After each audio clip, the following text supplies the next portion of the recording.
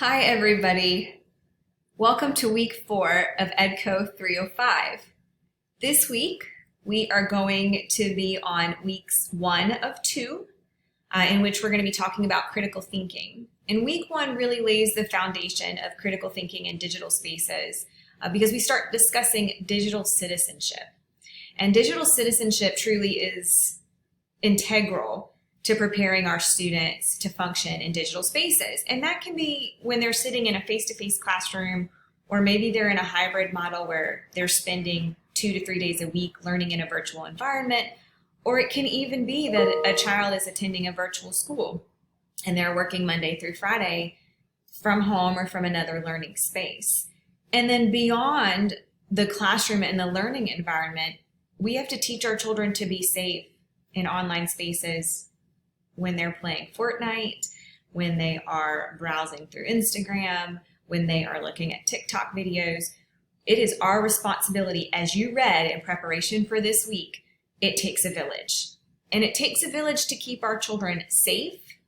It takes a village to teach our children how to function and collaborate and create in online spaces. And truly, it takes a village to teach our children empathy and how to be kind in digital spaces. Now, with everything that you see in an online space, there is almost always, I can't even think of an example where it doesn't play out, there is almost always a face-to-face or a brick-and-mortar version.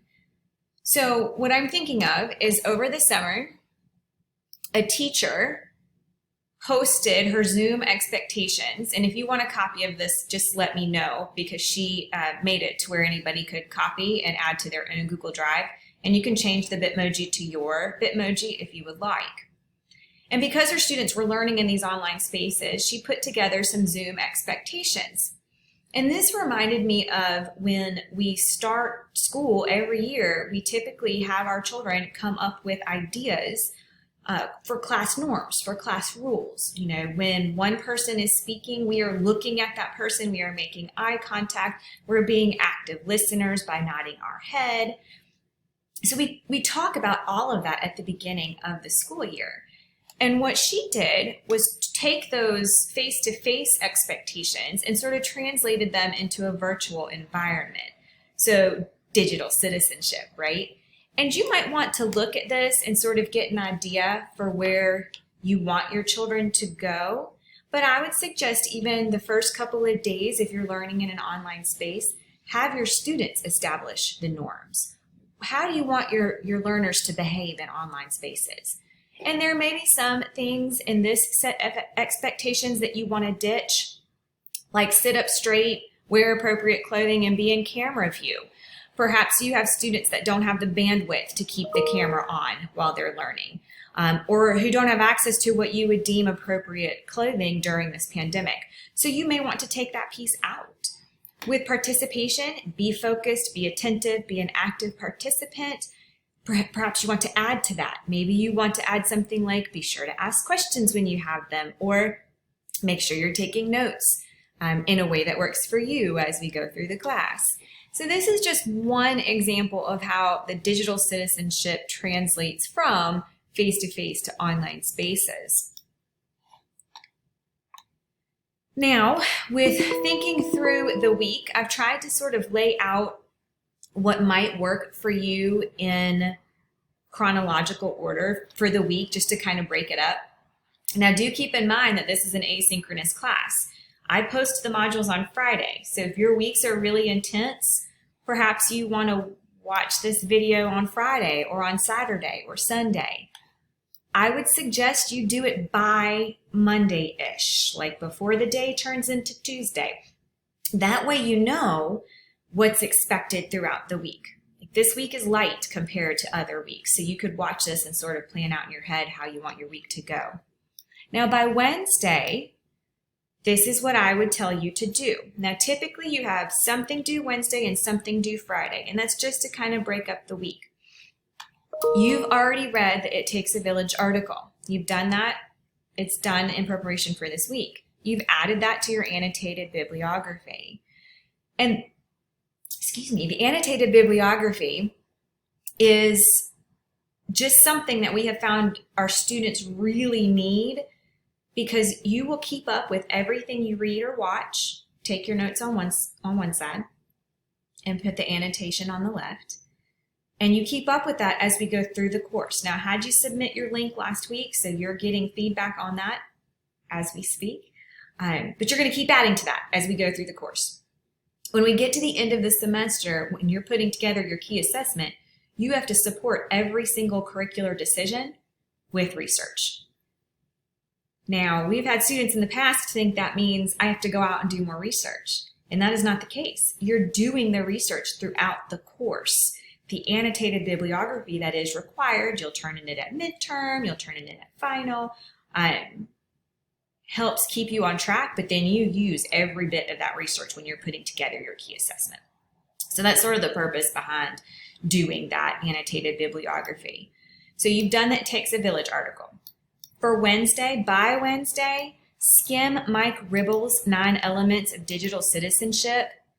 And this is a chapter that ISTE, the International Society for Technology and Education, has posted for free on their website. So you can download it, print it out if you prefer. It does have excerpt written through it. However, it's free, so we'll take it. But just skim through. He discusses the 9 elements of digital citizenship. He gives a quick definition, and then a couple paragraphs he expands on it. He tells you what some of the issues are, gives you examples of inappropriate and appropriate, and then gives you some keywords. He also provides a scenario and some extra resources. So he does that for each of the 9 elements. You're going to skim that for Wednesday and add it to your annotated bibliography. You're not turning anything into me on Wednesday. I am just suggesting that you do that by the end of day Wednesday to help keep you on track for the week in EDCO 305. Now, the part that is due Friday, you've got a couple of options here.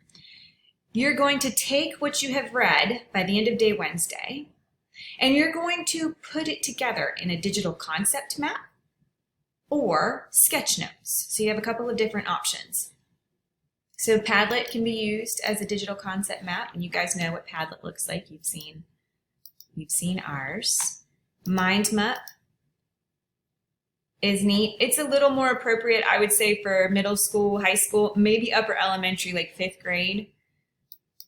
And then, I don't know why I keep clicking on that one. And then Bubble is another option for mind mapping. There's also Poplet and Inspiration if you want to use something a little more geared towards younger kids. Let me show you Poplet. It's pretty fun. And I can add this one to your list too. So Poplet is another version. You can add text, images, they can handwrite. So just another digital concept map, another tool for you to add to your repertoire. We'll go ahead and add Poplet.